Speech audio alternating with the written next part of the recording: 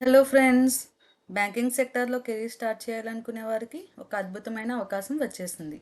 Punjab national bank నుంచి ఒక భారీ నోటిఫికేషన్ రిలీజ్ అయింది. ఈసారి ఏకంగా 5138 అప్రెంటిస్షిప్ సీట్స్ కోసం అప్లికేషన్స్ స్టార్ట్ అయ్యాయి. ఎస్, మీరు విన్నది నిజమే. 5000కి పైగా వేకెన్సీస్ ఉన్నాయి. ఈరోజు మనం వీడియోలో ఈ పిఎన్బి అప్రెంటిస్ రిక్రూట్మెంట్కి సంబంధించిన ఎలిజిబిలిటీ ఏంటి, సెలక్షన్ ప్రాసెస్ ఎలా ఉంటుంది, అలాగే మనం తెలుసుకోవాల్సిన ముఖ్యమైన డేట్స్ ఏంటో క్లియర్గా చూద్దాం. వీడియోని ఎక్కడా స్కిప్ చేయకుండా చివరి వరకు చూసేయండి. ముందుగా ఇంపార్టెంట్ డేట్స్ విషయానికి వస్తే ఆన్లైన్ రిజిస్ట్రేషన్ ఇప్పటికే స్టార్ట్ అయిపోయింది. అంటే 8 ఫిబ్రవరిని స్టార్ట్ అయిపోయింది.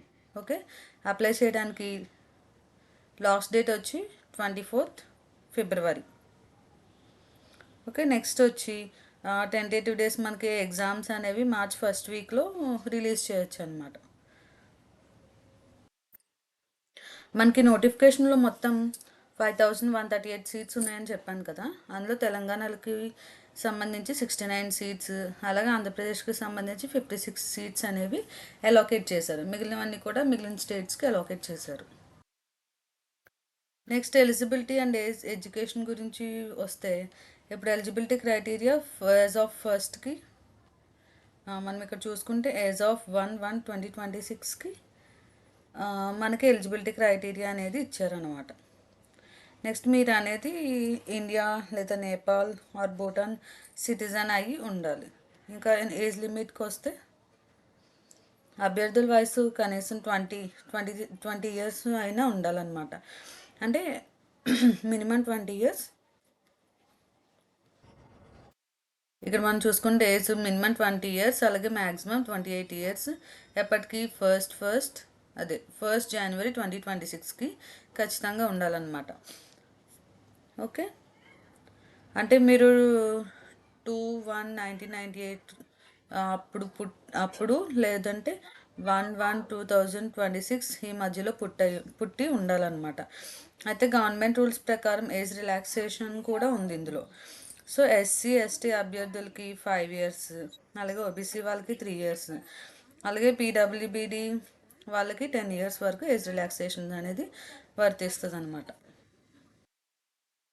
నెక్స్ట్ మనం ఎడ్యుకేషన్ క్వాలిఫికేషన్ వస్తే, మీరు ఏదైనా యూనివర్సిటీ నుంచి గ్రాడ్యుయేషన్ డిగ్రీ పూర్తి చేసి ఉండాలని. ముఖ్యమైన విషయం ఏంటంటే 31/12/2025 నాటికి మీ రిజల్ట్స్ అనేవి డిక్లేర్ అయి ఉండాలి.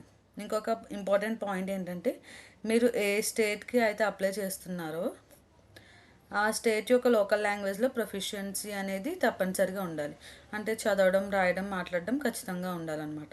నెక్స్ట్ డ్యూరేషన్, అలాగే స్టైఫండ్ ఏంటో చూద్దాం. ఇక్కడ మనకి చాలామందికి ఉండే డౌట్ అనమాట, ఈ అప్రెంటిస్ ట్రైనింగ్ పీరియడ్ ఎంతకాలం ఉంటుంది.